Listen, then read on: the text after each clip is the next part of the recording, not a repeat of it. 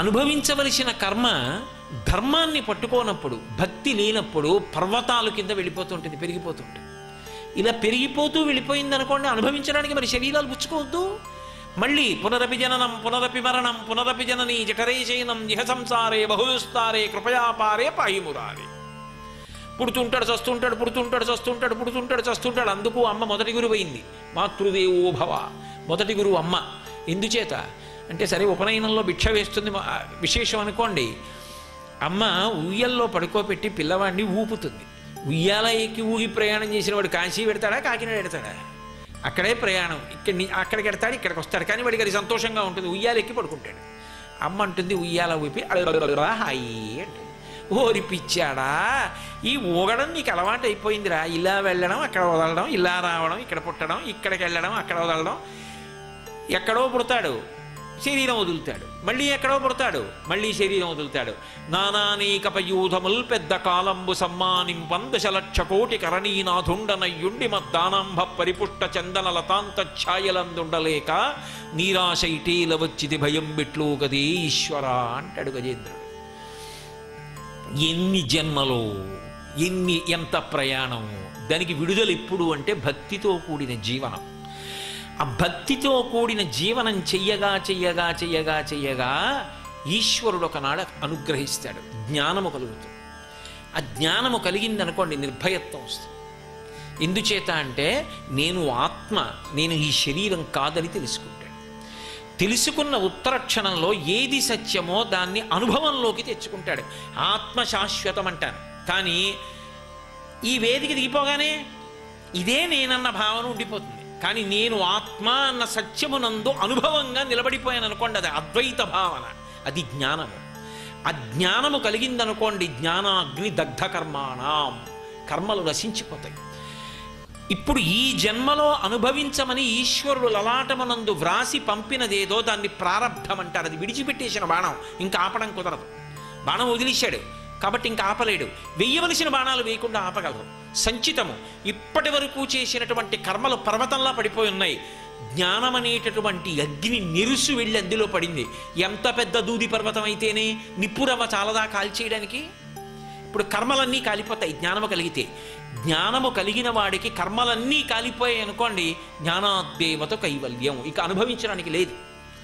ఇక ఈ శరీరంతో ఏవి అనుభవించాలనుందో అవి అనుభవించేస్తాడు. ఎలా అంటే, మగ్నము కాడు, సాక్షీభూతుడవుతాడు. రామకృష్ణ పరమహంసకి పిచ్చి పట్టిందన్నారు ఎవరో. ఒక విద్వాంసుడు అన్నాడు, అటువంటి పిచ్చి నాకు ఎప్పుడు పడుతుందో అన్నాడు. మనకు అర్థం కాడు గడు జ్ఞాని, అందుకని పిచ్చివాడంటాం. ఆయన అన్నిటికీ సాక్షిగా ఉంటాడు. ఈ శరీరం పడుతున్న ఖేదానికి మమేకము కాడు, నేను బాధపడుతున్నాను అన్నాడు. ఈ శరీరము బాధపడుతోందంటాడు. భగవాన్ రమణుల దగ్గరికి వెళ్ళి ఎవరో అడిగారు, రాత్రి పడుకున్నారా అన్నారు. ఓ, ఇది నిద్రపోయింది అన్నారు. ఇది నిద్రపోతే మీరేం చేస్తున్నారు? సాక్షిగా చూస్తున్నాను. ఆయన ఆ స్థాయి అంటే జ్ఞాని మనం అనుకరించలేము. గోచీ పెట్టుకుంటే రమణ మహర్షి అయిపోతామా, గడ్డం పెంచుకుంటే ఆరుద్రైపోతామా? రెండూ లేదు. లోపల పండితే అప్పుడు రమణ మహర్షి స్థాయిని పొందడానికి అవకాశం ఉంటుంది. అంతేకాని పై అనుకరణలు చేయకూడదు. అనుకరణ చేసి ఎన్నటికీ ఆ స్థానమును పొందలేవు. మహాత్ములను అనుకరించరాదు. జీవితంలో అత్యంత ప్రాథమిక సూత్రమేమి అంటే, జ్ఞానిని అజ్ఞానిని అనుకరించవద్దు. జ్ఞానిని అనుకరించలేవు.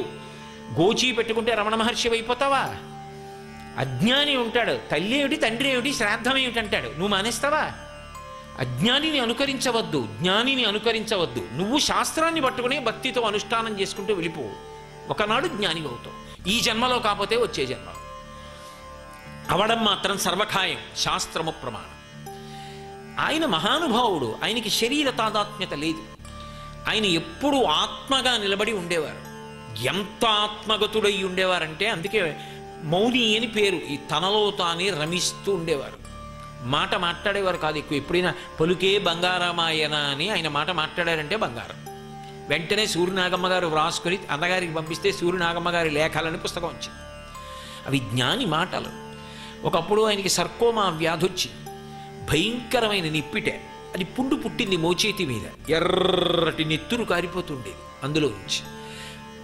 చుట్టూ ఉన్న వాళ్ళు చూసి భయపడి కళ్ళ నీళ్లు పెట్టుకొని భగవాన్ పుండు నుంచి నిత్తురు కారుతోందనేవారు. ఆయన చూసి ఓ అది శమంతకమణి ఎర్ర బంగారం పెడుతోందనేవారు.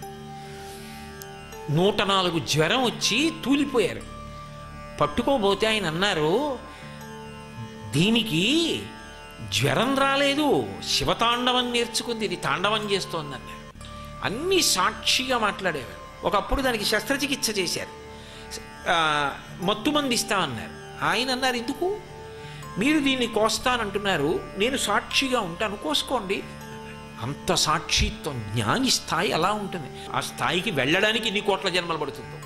మాటల శస్త్రచికిత్స చేశారు, చేసి కట్టుకట్టారు. మంచి చలికాలం. ఆయన్ని తీసుకొచ్చి పడుకోబెట్టారు ఒక గదిలో. కాస్త వెచ్చగా ఉంటుందని మంచం కింద అంతేవాసులు కొంతమంది హీటర్ పెట్టారు. హీటర్ పెడితే వెచ్చగా ఉంటుంది, కాస్త పడుకుంటారు, నిద్రపడుతుందని. అప్పుడు హీటర్ పెట్టకూడదుట. ఆ చేసిన శస్త్రచికిత్స విధానానికి ఆయన శరీరం అంతా ఉబ్బిపోయి బద్దలైపోయినట్టు అయిపోయింది. మరునాడు వైద్యులు వచ్చి చూశారు. అరే రే రే రే రే ఎవరు పెట్టారు ఆయనకి ఇలా, దానివల్ల వికటించి ఇలా అయిపోయారు అన్నారు. పరిగెత్తుకొచ్చి, అయ్యో రాత్రి వెచ్చగా ఉంటే పడుకుంటారు అనుకుని పెట్టాం, హే భగవన్ పిలిచి చెప్పచ్చు కదా, అయ్యో నాకు పడట్లేదు, ఒళ్ళు ఉబ్బిపోతోంది, ఇంత బాధపడుతున్నాను, ఒక్క మాట ఎందుకు చెప్పలేదన్నారు.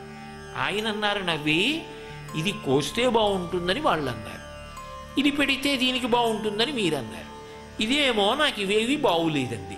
అన్నీ చూస్తున్నాను. జ్ఞాని కర్మకు సాక్షి. ఇది ఈ జాతి గొప్పతనం. ఈ జాతి యందు అటువంటి మహాజ్ఞానులు పుట్టారు. భారతదేశానికి గౌరవం ఇక్కడున్న కట్టడాల వల్ల కాదు, ఇక్కడున్న ఐశ్వర్యం వల్ల కాదు, ఇక్కడున్నటువంటి ఇంకొక రకమైన భేషజాల వల్ల కాదు. ఈ జాతి గౌరవము అటువంటి మహాత్ములు పుట్టిన కారణం చేత, ఇక్కడ ప్రవహించిన నదుల వలన, ఇక్కడి పర్వతముల వలన, ఇక్కడి ప్రజల సంస్కృతి శీల వైభవం వల్ల. అందుకే ఈ జాతి పేరు చెప్తే ప్రపంచ దేశాలన్నీ నమస్కారం చేస్తాయి. అంత ఉత్తమమైన జాతి మన జాతి.